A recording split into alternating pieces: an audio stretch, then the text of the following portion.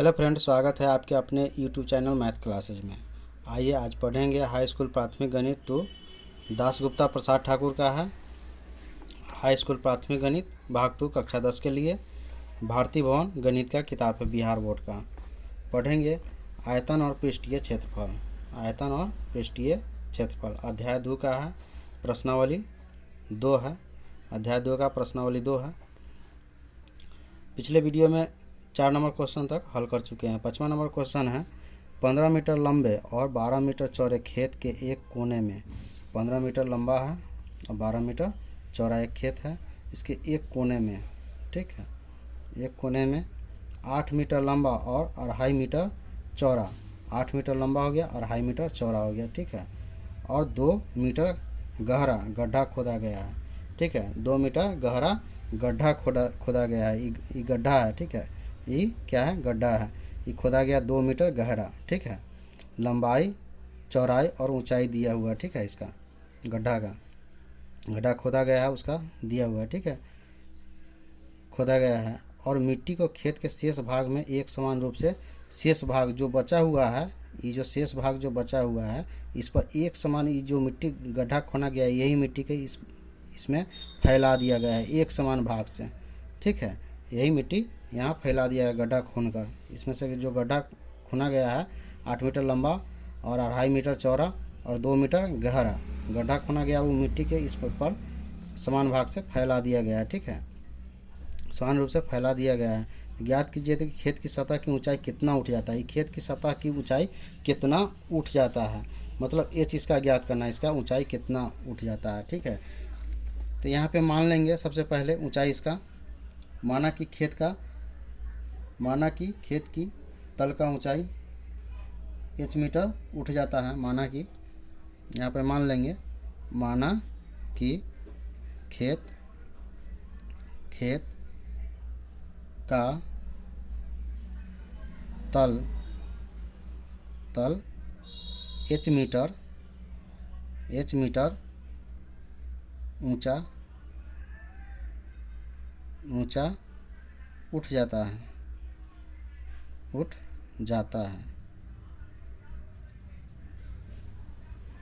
h metre ऊंचा उठ गया। इस मिट्टी जो गड्ढा खोने, तो यहाँ पे मिट्टी जो भराया चारों तरफ समतल भाग में, तो ये h मीटर ऊंचा उठ गया, ठीक है। सबसे पहले खेत का क्षेत्रफल निकाल लेते हैं। खेत का क्षेत्रफल क्या आ जाएगा, खेत का क्षेत्रफल क्या हो जाएगा, लंबाई गुना चौड़ाई, तो 15 गुने 12 कितना आ जाएगा, 12 पचास 60 के 0, 12 के 12 6 18, 180 वर्ग मीटर आ जाएगा, ठीक है। मीटर स्क्वायर कहिए चाहे वर्ग मीटर कहिए, वर्ग मीटर में है तो वर्ग मीटर आ जाएगा, ठीक है। और गड्ढे का आप क्या करेंगे, इसका क्षेत्रफल निकाल लिए। आप क्या करेंगे, खोदी गई मिट्टी का गड्ढे का क्षेत्रफल निकाल लेंगे, ठीक है।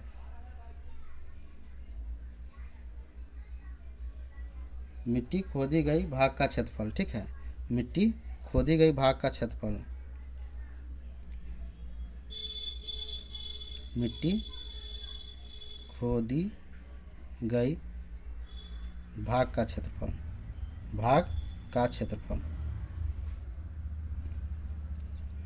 इसका क्षेत्रफल निकालना है, ठीक है। इसका क्षेत्रफल क्या है, लंबाई गुना चौड़ाई, यानी कि 8 गुना 2.5 हो जाएगा, 8 गुने 2.5 हो जाएगा, कितना हो जाएगा, 8 पचास 40 के 0, 8 दूना 16 4 20 वर्ग मीटर आ जाएगा, ठीक, 20 वर्ग मीटर आ जाएगा, ठीक है। तो आप शेष भाग का क्षेत्रफल निकल जाएगा, ठीक है, शेष भाग का क्षेत्रफल निकल जाएगा। शेष भाग का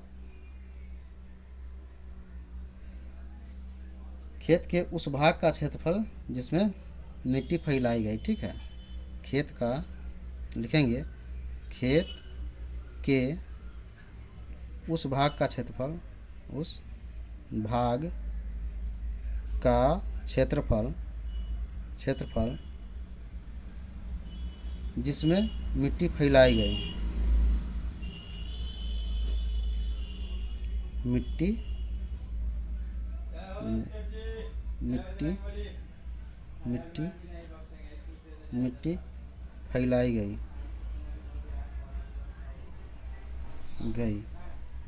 फैलाई गई।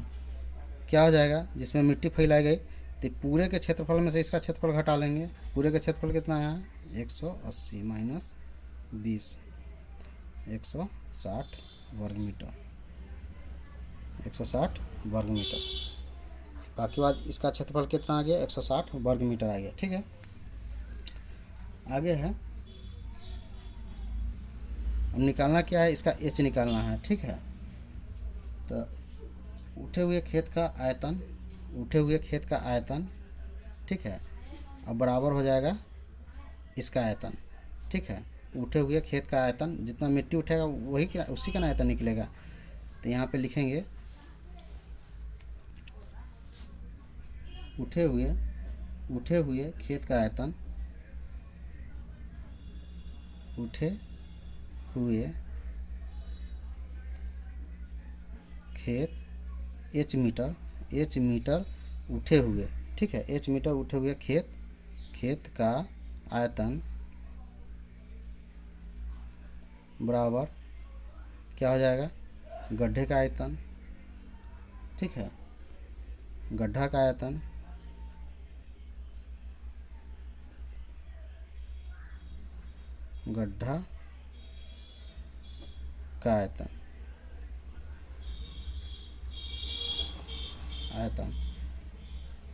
तो इसका खेत का आयतन क्या हो जाएगा, जो शेष भाग है वही ना उठेगा, ये शेष भाग जो बचा हुआ है यही ना। तो शेष भाग क्या लंबाई चौड़ाई इतना क्षेत्रफल आया है, इसमें एच से गुना हो जाएगा।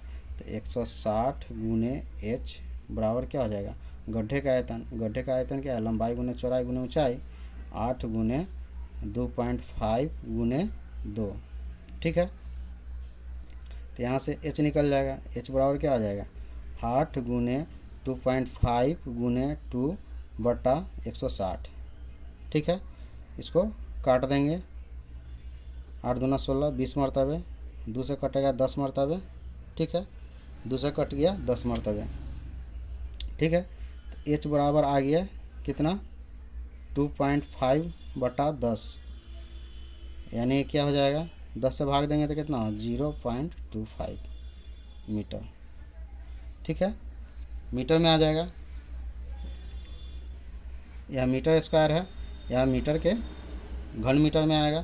तो मीटर स्क्वायर से मीटर घन कटेगा तो मीटर बच जाएगा। ठीक है, तो यहाँ मीटर आ गया। ठीक है, तो कितना मीटर उठा, इसका ऊंचाई कितना उठ गया, इस तल का ऊंचाई मिट्टी भराया था, गड्ढा खोन के इसमें मिट्टी भराया था, कितना उठ गया, 0.25 मीटर उठ गया।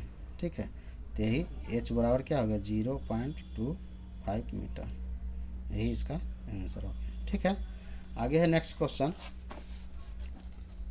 6 नंबर कह रहा है कि 22 सेंटीमीटर किनारे वाले एक ठोस घन का पिघलाकर, 22 सेंटीमीटर किनारे वाले एक ठोस घन है, ठीक है, पिघलाकर 7 सेंटीमीटर वृत्ताकार, 7 सेंटीमीटर कथी है, वृत्ताकार संबेलन बनाया जाता है। तो बेलन की त्रिज्या क्या होगा, 7 सेंटीमीटर लंबा है, ऊंचा है। तो एल दिए हुए घन का एल दिए हुए कितना, घन का एल बराबर कितना है, 22 है, 22 सेंटीमीटर है। ठीक है, घन का एल कितना दिए हुए, 22 सेंटीमीटर है। अब बेलन का दिए हुए है, समबेलन कहिए चाहे बेलन कहिए, ठीक है, बेलन की ऊंचाई दिए हुए है, ऊंचाई एच बराबर दिए हुए है कितना, बेलन की ऊंचाई दिए हुए है 7 सेंटीमीटर, 7 सेंटीमीटर। ठीक है, तो इसका त्रिज्या पूछ रहा है, आर पूछ रहा है, सम्मेलन की त्रिज्या ज्ञात करें, आर बराबर वार। ठीक है, तो यहाँ पे हो जाएगा बेलन के, जितना बेलन के आयतन होगा उतना ही घन का भी आयतन होगा। ठीक है, तो यहाँ लिखेंगे समबेलन, जो दिए वही लिखेंगे, समबेलन का आयतन, समबेलन का आयतन बराबर घन का आयतन, घन का आयतन। ठीक है, सम्मेलन के जितना आयतन, सम्मेलन का आयतन क्या होता है, पाई आर स्क्वायर एच, ठीक है, पाई आर स्क्वायर एच। और घन का आयतन क्या होता है, एल क्यू, किनारा का क्यू, ठीक है। तो आर स्क्वायर बराबर आर निकालना है, यहाँ से त्रिज्या निकालना है, तो आर स्क्वायर बराबर क्या है, एल के क्यू बटे पाई एच, यही ना हो जाएगा। एल कितना है, एल है 22, तो 22 के क्यूब हो जाएगा, ठीक है। एल है 22, तो 22 के क्यूब हो जाएगा बटे में 22/7 हो जाएगा यहाँ, गुने एच कितना है, एच है 7, तो 7 से इसमें मल्टीप्लाई हो जाएगा, ठीक है। इस 7 से 7 कैंसिल हो गया, ठीक है। यहाँ 22 से 22 कैंसिल हो गया, तो क्या बच जाएगा, 22 के स्क्वायर बच जाएगा, ठीक है, 22 का स्क्वायर बच गया। तो यहाँ आर स्क्वायर बराबर कितना हो गया, 22 गुने 22, ठीक है। आर स्क्वायर बराबर क्या हो गया, 22 गुने 22, तो आर बराबर क्या हो जाएगा, स्क्वायर हटेगा तो इधर रूट चढ़ जाएगा, तो 22 गुने 22 पर रूट चढ़ जाएगा, तो एगो 22 बाहर निकल जाएगा, तो आर बराबर 22 सेंटीमीटर, यही इसका सम्मेलन का आंसर हो जाएगा, ठीक है, 22 सेंटीमीटर इसका आंसर हो गया। आगे नेक्स्ट क्वेश्चन 7वां नंबर है, किसी लंबवृत्तीय ठोस बेलन के आधार की त्रिज्या, ठीक है, एक बेलन है, आर कितना है, आर दिए हुए है 4 सेंटीमीटर, ठीक है, 4 सेंटीमीटर आर दिए हुए, ठीक है। बेलन की त्रिज्या दिए हुए हैं, लंबवृत्तीय ठोस बेलन के आधार की त्रिज्या कितना दिए हुए हैं, 4 सेंटीमीटर, तथा ऊंचाई दिए हुए हैं, एच दे दिए हुए हैं, एच भी दे दिए हुए हैं, एच दिए हुए 3 सेंटीमीटर, ठीक है, ऊंचाई है, तथा ऊंचाई 3 सेंटीमीटर है। इस ठोस को पिघलाकर 2 सेंटीमीटर त्रिज्या वाले, ठीक है, और 1.5 सेंटीमीटर ऊंचाई वाले कितने छोटे छोटे बेलन बनाए जा सकते हैं, ठीक है, बनाया जा सकते हैं, ठीक है। तो यहाँ 2 सेंटीमीटर एक बेलन के त्रिज्या दिए हुए कितना, एक त्रिज्या दिए हुए है, आर दिए हुए है, एक त्रिज्या दिए हुए है 2 सेंटीमीटर त्रिज्या और इतना सेंटीमीटर ऊंचा, तो 2 सेंटीमीटर दिए हुए, आर बराबर 1 के दिए हुए है 2 सेंटीमीटर, ठीक है, और एच बराबर दिए हुए है 1.5 सेंटीमीटर, ठीक है। तो इसके आयतन से भाग दे देने से क्या गो बनेगा, क्या गो बेलन बनेगा से पता चल जाएगा, ठीक है।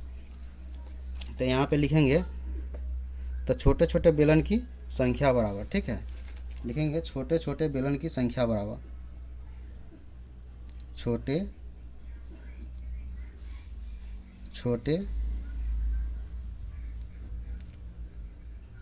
ठोस बेलन की संख्या बराबर, ठोस बेलन की संख्या बराबर